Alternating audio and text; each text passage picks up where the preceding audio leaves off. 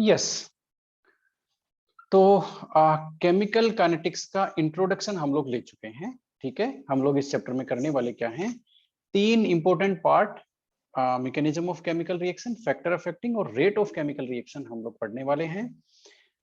उसमें से सबसे पहला जो है वो हम स्टार्ट करते हैं। आप लोग हेडिंग लगाइए अच्छा सा, rate of a chemical reaction. Rate of a chemical reaction, ठीक है। अब इसकी सिंपल सी डेफिनेशन क्या है वो मैं आपको यही बता देता हूं। रेट ऑफ रिएक्शन क्या होता है, चेंज इन कॉन्सेंट्रेशन, लिखते जाइए, change in concentration divided by time taken. ये लो भाई, टाइम कितना लिया गया वो चेंज होने में, वो ही उसका रेट ऑफ रिएक्शन है, स्पीड ऑफ रिएक्शन है। ये एक ही बात है, ठीक है ना, ये एक ही बात है। अब जैसे 2 दिन कुछ लोग यहाँ पर आए, ठीक है, तो मान लेते हैं किसी को स्कूटी से 2 किलोमीटर का जो डिस्टेंस है ना वो उसने 10 मिनट में कवर किया। कितने मिनट में, 10 मिनट में, ठीक है। तो उसका एवरेज, उसका स्पीड क्या हुआ अभी बताना जरा, स्पीड क्या हुआ 1 किलोमीटर कितने मिनट में?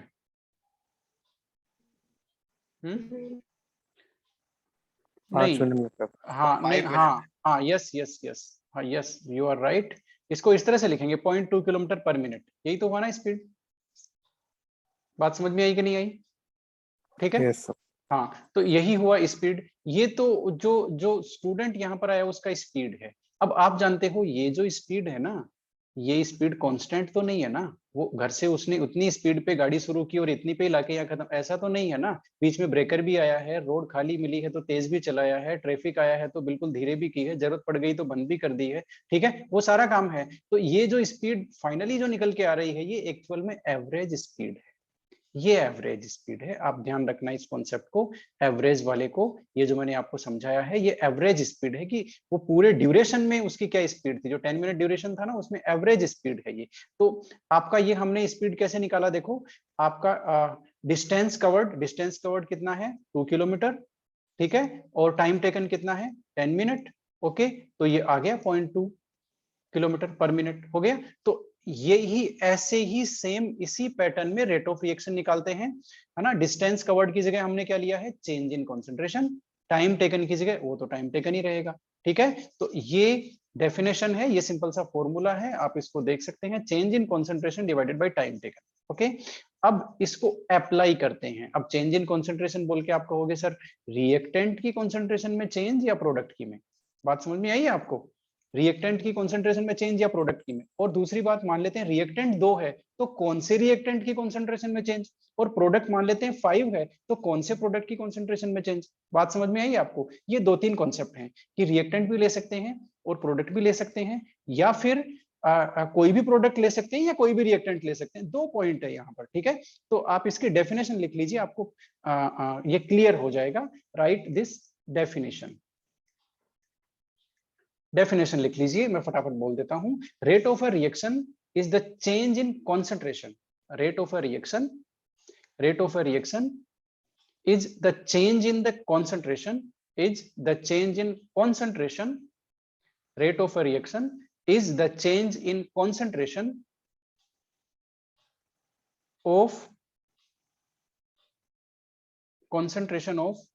any of the reactants, any of the reactant or products, any of the reactants or products in unit time, in unit time, है ना, पर यूनिट टाइम में किसी भी रिएक्टेंट या किसी भी प्रोडक्ट की कॉन्सेंट्रेशन में जो चेंज आ रहा है that is rate of reaction. दोनों क्वेश्चन के आंसर हो गए हैं, आपको बात समझ में आ गई है।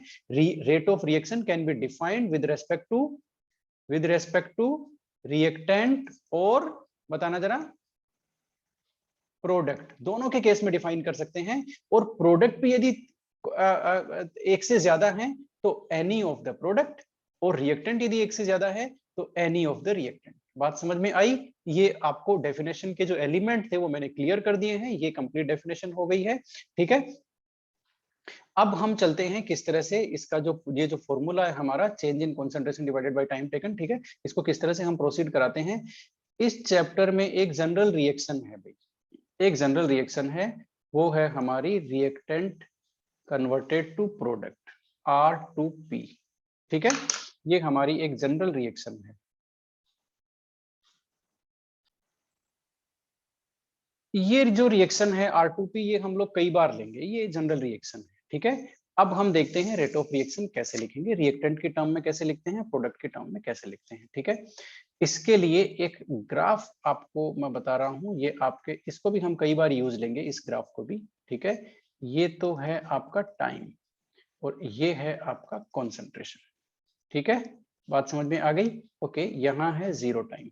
ओके, अब 0 टाइम पे हमारे पास रिएक्टेंट है या प्रोडक्ट है, हमारे पास केवल रिएक्टेंट है, उसकी कॉन्सेंट्रेशन है यहाँ पर, ये है R, ठीक है। और प्रोडक्ट की कॉन्सेंट्रेशन तो कुछ ही नहीं है, 0 है बेचारे की, तो ये है प्रोडक्ट की कॉन्सेंट्रेशन। बात आपको समझ में आ गई, ठीक है। 0 टाइम पे प्रोडक्ट की कॉन्सेंट्रेशन कितनी है, 0 है, ठीक है। अब जैसे जैसे टाइम पास होगा, जैसे जैसे टाइम पास होगा, रिएक्टेंट की कॉन्सेंट्रेशन क्या होती है बताना जरा, डिक्रीज होगी या इंक्रीज होगी। सर कम हो जाएगी सर। Yes, decrease. रिएक्टेंट की कॉन्सेंट्रेशन होगी डिक्रीज, रिएक्टेंट का जो कॉन्सेंट्रेशन का ग्राफ है वो इस तरह से चलता रहेगा, ठीक है।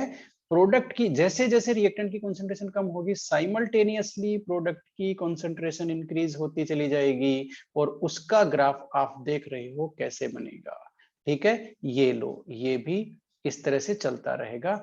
एक पर्टिकुलर टाइम ऐसा आएगा, ये वाला टाइम ऑलमोस्ट देखो, जहां जैसे मैंने ग्राफ बनाया है उसमें ऑलमोस्ट ये वाला टाइम वो है जिसके बाद में रिएक्टेंट और प्रोडक्ट की कॉन्सेंट्रेशन में चेंज होना बंद हो गया। बात समझ में आ गई क्या आपको, देखना जरा, इस पॉइंट के बाद में प्रोडक्ट की कॉन्सेंट्रेशन में कोई चेंज नहीं हो रहा, और इस पॉइंट के बाद में रिएक्टेंट की कॉन्सेंट्रेशन पे कोई चेंज नहीं हो रहा, तो ये इतना टाइम जो आएगा ना, उस पे रिएक्शन ने क्या अचीव कर लिया बताना जरा, इक्विलिब्रियम। इतने टाइम पे क्या अचीव कर लिया इसने, रिएक्शन ने इक्विलिब्रियम अचीव कर लिया, ठीक है, रिएक्शन अचीव्स इक्विलिब्रियम, ठीक है। तो ये एक रिएक्शन का एक जनरल ग्राफ है, रिएक्टेंट की कॉन्सेंट्रेशन डिक्रीज होती है, प्रोडक्ट की कॉन्सेंट्रेशन साइमल्टेनियसली इंक्रीज होती है, एक टाइम के बाद में दोनों की कॉन्सेंट्रेशन में इंक्रीज होना डिक्रीज होना बंद हो जाता है। वो टाइम वो होता है जब रिएक्शन इक्विलिब्रियम अचीव कर लेती है। उस सिचुएशन में जितना रिएक्टेंट प्रोडक्ट में कन्वर्ट होता है, सेम उतना प्रोडक्ट रिएक्टेंट में रिवर्ट हो जाता है, कन्वर्ट हो जाता है। तो न तो रिएक्टेंट की कॉन्सेंट्रेशन में चेंज होता है, न प्रोडक्ट की कॉन्सेंट्रेशन में चेंज होता है, ठीक है। तो ये एक जनरल ग्राफ था हमारे पास। अब हम लोग देखते हैं रेट ऑफ रिएक्शन। आपको इतना पता चल गया कि रिएक्शन में रिएक्टेंट की कॉन्सेंट्रेशन डिक्रीज होती है, ठीक है। तो सबसे पहले देख लेते हैं रेट ऑफ रिएक्शन किसके टर्म में, रिएक्टेंट के टर्म में, फटाफट लिखते जाओ आप लोग। रिएक्टेंट के टर्म में देखते हैं, रिएक्टेंट की कॉन्सेंट्रेशन क्या होती है, डिक्रीज होती है कि इंक्रीज होती है बताना जरा।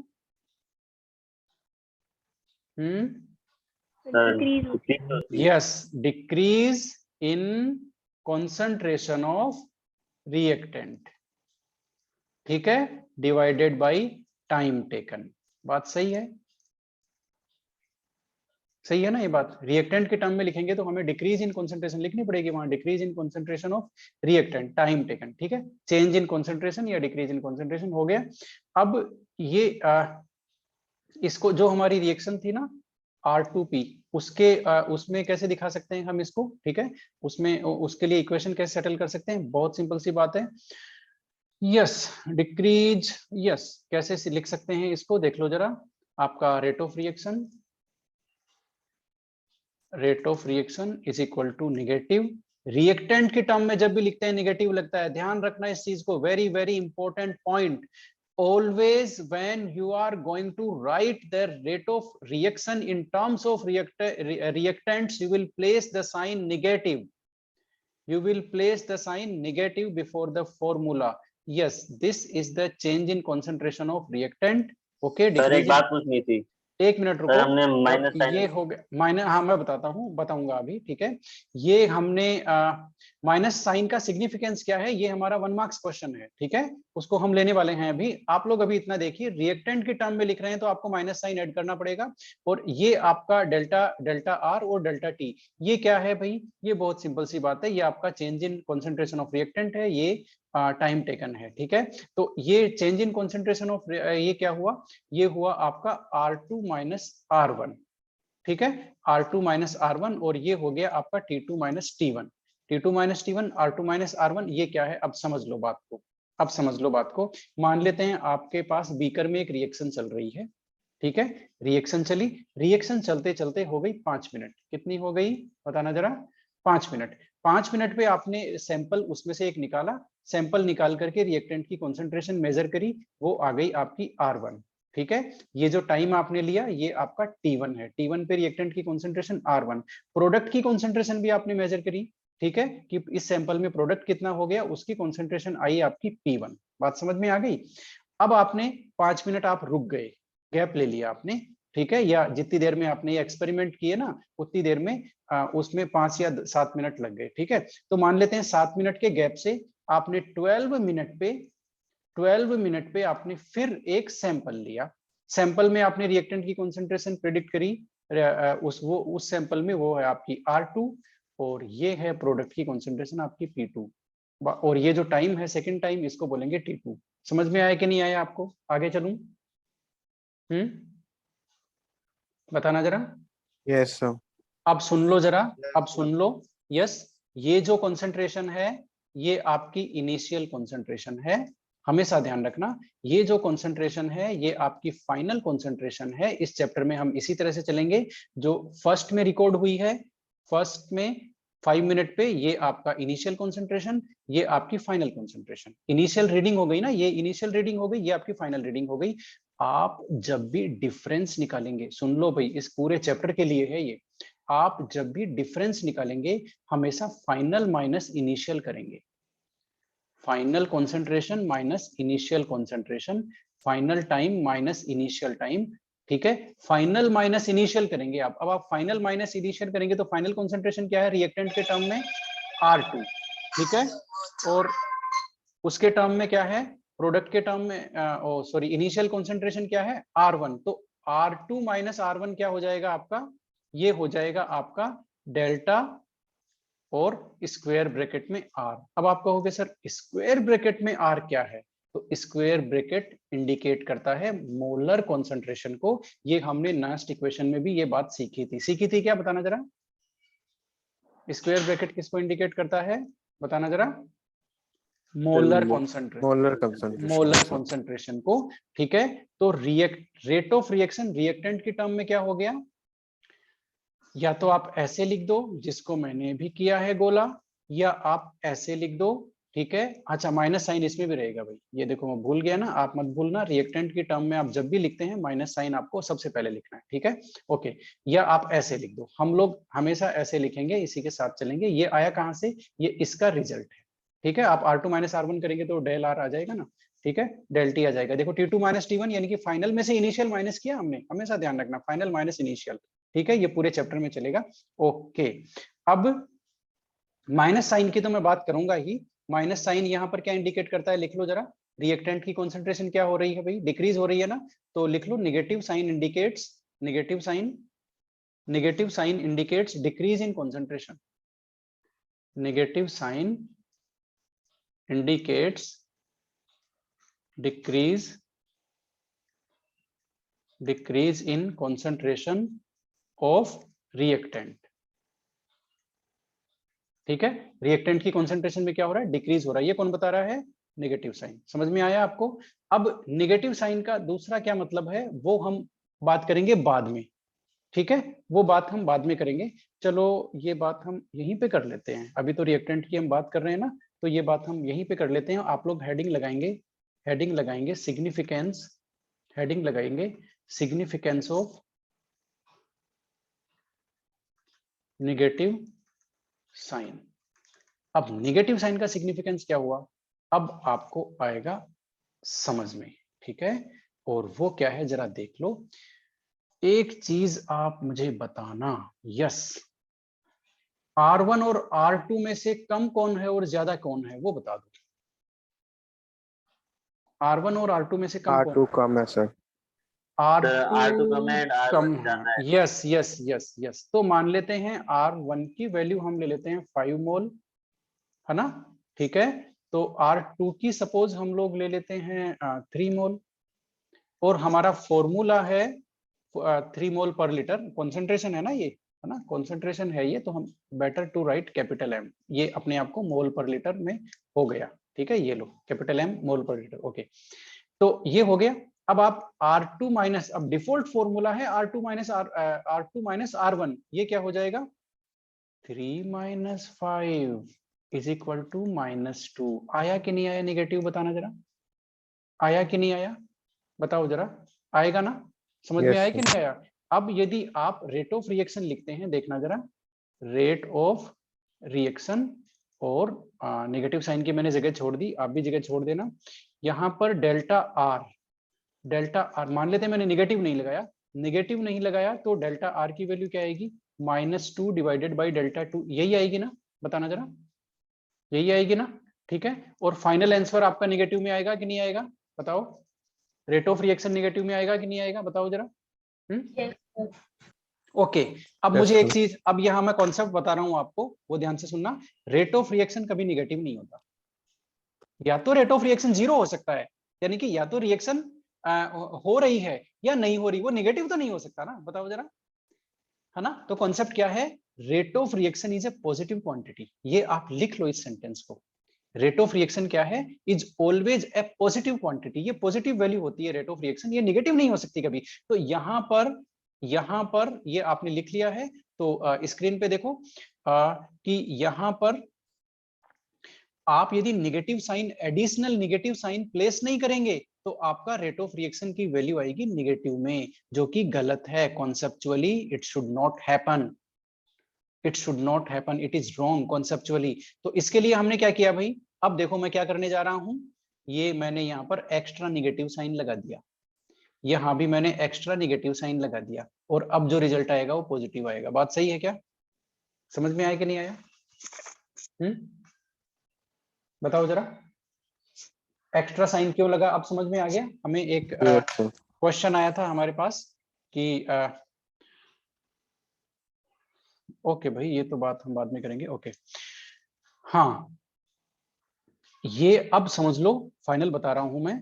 रिएक्टेंट की टर्म में रेट ऑफ रिएक्शन लिखते हैं, we place always this extra negative sign to make the rate of reaction positive, because rate of reaction is always a positive quantity. This is the significance of negative sign. ये negative sign इसलिए है क्योंकि आपका जो delta R है उसकी value तो हमेशा ही नेगेटिव आएगी, इसकी वैल्यू तो हमेशा ही नेगेटिव होगी, डेल्टा आर की वैल्यू। ठीक है, इसलिए आपका रेट ऑफ रिएक्शन नहीं नेगेटिव आए, इसलिए एक एक्स्ट्रा नेगेटिव साइन हम यहाँ प्लेस करते हैं। बात समझ में आई? अब आप इसका लैंग्वेज लिख लो फटाफट, जैसा मैं बोलता हूँ वैसा का वैसा लिख लो भाई इसका, है ना? लैंग्वेज लिख लो। Rate of reaction is always a positive quantity, ये तो आपने लिख लिया होगा। चलो ये आंसर का पार्ट है, लिख लो। Rate of reaction is always a positive quantity, so to make it positive, rate of reaction is always a positive quantity, so to make it positive, so to make it positive, so to make it positive in case of reactants, in case of reactants, comma, in case of reactants, comma, we put an additional negative sign, we put an additional negative sign. ठीक है, लिख लिया आपने? Rate of reaction is always a positive quantity, so to make it positive in case of reactant, reactant के case में इसको positive बनाने के लिए हम क्या करते हैं? We put an additional negative sign, additional negative sign हम रखते हैं। आपको कहानी समझ में आई? आपको ये समझ में आया कि जो डेल्टा आर है, डेल्टा आर है इज ऑलवेज नेगेटिव, ये तो हमेशा ही नेगेटिव होगा। ठीक है, इसलिए आपको ये भी आप लिख सकते हो या ये भी लिख सकते हो, always R1 is greater than R2, ये भी ऑलवेज होगा, जिसकी वजह से आपका ये हमेशा ही नेगेटिव आएगा। तो इसको पॉजिटिव बनाना है भाई, आंसर को नेगेटिव हमने रख दिया। साइन सिग्निफिकेंस ऑफ नेगेटिव आपको समझ में आ गया। और नेगेटिव साइन इंडिकेट क्या कर रहा है? It indicates that concentration of whatever the species is being taken decreases, उसकी concentration decrease हो रही है। ठीक है, तो ये हो गया। अब एक अनऑफिशियल बात,